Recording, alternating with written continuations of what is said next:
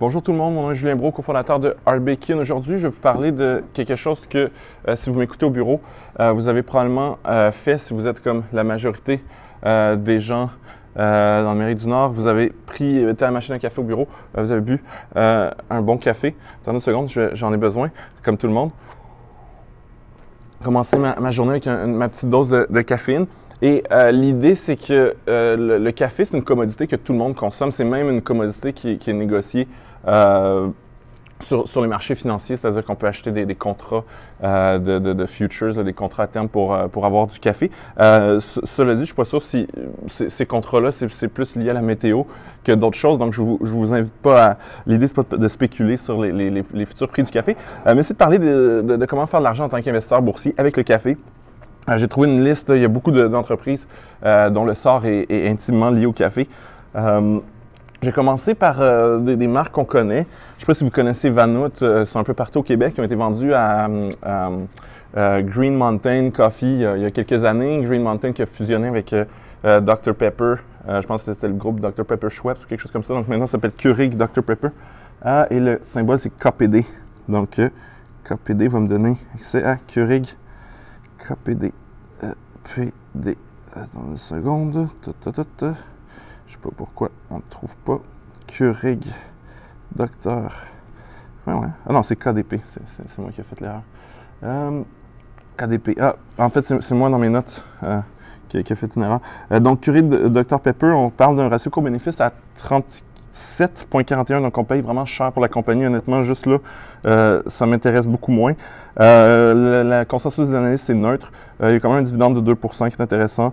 Puis une marge de profit. Ce n'est pas une entreprise qui est en mauvaise position sur le plan des revenus, mais on paye beaucoup trop cher pour l'action. Essentiellement, pour ceux qui ne connaissent pas Keurig, ce n'est pas la plus grosse business, c'est certainement pas Vanout, qui est principalement au Québec. Eux, ils ont toutes les machines Keurig, donc c'est une espèce de tentative d'imiter le modèle Nespresso pour le marché américain qui aime les cafés filtres qui goûtent rien. Donc, il y a cette business-là et c'est une business aussi de boissons effervescentes là, de type Dr Pepper. Ils ont plusieurs marques aussi. Là. Donc, une grosse capitalisation boursière de 41 milliards. Et aussi, je pense pas qu'ils sont à l'avant-plan du gros mouvement où les gens veulent des cafés qui goûtent de mieux en mieux. Donc, pas si intéressant que ça pour autant au niveau de la valorisation que des perspectives futures. Allons voir un autre qui est pour rester sur pas sur le marché boursier canadien, parce qu'au Canada, on vend nos entreprises à les Américains, mais pour parler de saveurs canadiennes, on va aller voir Restaurant Brand International, qui est propriétaire de Tim Hortons. Tout le monde arrête au truc au volant, prend un café qui goûte encore une fois pas grand-chose. Donc, eux, ils ont Burger King aussi. Ils ont d'autres restaurants comme Popeyes, Louisiana Kitchen, qui est comme une espèce de restaurant, puis poulet frit. Donc, ils sont vraiment dans la restauration rapide. Encore une fois, on paye un ratio coût-bénéfice de 27. Les analystes disent sont neutres. Un peu plus de dividendes à 2,73. Et honnêtement, je pense pas que l'avenir est au café.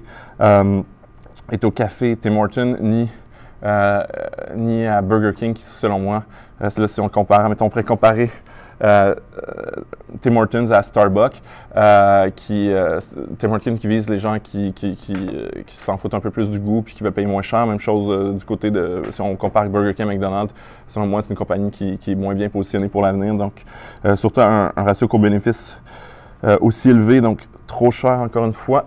Sinon, on peut aller voir un autre truc dégueulasse. Pour rester dans le thème des cafés dégueulasses. Et selon moi, ce n'est pas des belles opportunités d'achat parce qu'encore une fois, oui, votre grand-père aime ce genre de trucs-là, mais de plus en plus, les gens veulent du bon café. Donc, c'est GM Smucker que vous ne connaissez probablement pas. Par contre, tout le monde connaît le bon café Folgers, qui est un grain qui ne sent rien, qui est complètement sec et que des gens vont boire parce que ça leur permet de boire une eau chaude qui est caféinée quand même. Donc, encore une fois, on paye un peu moins cher, au moins. Les analystes disent vendez. Donc, Posez-vous des questions. En général, les analystes qui sont répertoriés par les Bloomberg et les Refinitiv de ce monde travaillent pour des courtiers, ont intérêt à vendre des titres aux clients du courtier. Donc, c'est très rare qu'ils émettent des recommandations vendre. En général, quand ils sont plutôt négatifs, ils disent neutre. Donc, gros point d'interrogation. C'est rare que je vois des recommandations, des consensus vendre. Ratio coût-bénéfice à 21. On ne paye quand même pas pour une compagnie qui... puis là, il faudra aller voir pourquoi les analystes disent sont un consensus sur vendre. Peut-être c'est juste le goût du café, peut-être qu'il y a d'autres choses sur le plan financier. Mais encore une fois, pas super intéressant. On a un dividende un petit peu plus élevé à 3,2 %. Allons voir quelque chose d'autre, parce que là, je vous parle juste de mauvais café. Bon, Starbucks, moi, j'aime mieux aller vers des cafés de troisième vague qui sont peut-être un peu plus raffinés que Starbucks, mais Starbucks, quand même, il fait un café qui est correct. Quand on a un Starbucks, si on a le choix entre un Vanut, un Starbucks, puis un Dunkin' ou un Tim, je pense que Starbucks est intéressant. Donc, allons voir Starbucks. Donc, on paie un ratio coût-bénéfice quand même moins, à 29, quasiment près de la pire compagnie qu'on a vue, là, qui était GM Smucker. Mais pas si cher. On a moins de dividendes, bien entendu, à 1,67 %. Ce que j'aime de Starbucks, c'est sûr que les snobs du café vont dire « Ah, Starbucks, c'est dégueulasse, c'est une grande chaîne qui fait du truc à la chaîne. » Et effectivement, on peut trouver quelque chose de mieux, mais ils innovent énormément. Ils investissent dans les technologies pour des machines à café qui vont contrôler un paquet de choses, la température, la pression et des choses très, très fines. Ils font des cold brew, qui est un des gros vendeurs là, chez Starbucks. Donc, c'est une entreprise qui est quand même beaucoup à l'écoute de ses consommateurs, qui quand même respecte le café et qui, selon moi, est quand même positionné où c'est aspirationnel, on vend plus cher, donc on a des meilleures marges. Ici, ils sont à 13,58 en moyenne. Donc, une grosse capitalisation boursière à 100 millions. Donc, je pense pas que c'est la plus grosse opportunité, mais c'est probablement le truc le moins mal positionné dans les titres qu'on a vus. Tu sais, si on regarde, il y a un petit fabricant de café aux États-Unis qui s'appelle Blue Bottle, qui n'a pas encore fait son appel public à l'épargne et qui est déjà valorisé à 700 millions avec une poignée à peine de café. Je n'ai pas le nombre, mais c'est quelques dizaines de cafés. C'est des cafés à 7 $. Donc ça, c'est un peu l'avenir de la nouvelle, tu sais, ce qu'on appelle café de la troisième vague. Donc c'est à peu près ça que je voulais vous montrer aujourd'hui. Désolé de ne pas vous avoir montré le titre de café qui va exploser. Cela dit, je pense que la demande de café est constante. Donc même si... Et l'autre chose aussi, si jamais il y a une dépression économique, peut-être que les gens vont quitter Starbucks ou Blue Bottle pour aller acheter de l'eau noire qui goûte pas si bon, mais qui coûte souvent 1 $ chez McDonald's ou 2 $ chez Tim Dunkin. Donc, c'était la seule pensée, c'est ça que je voulais partager avec vous aujourd'hui.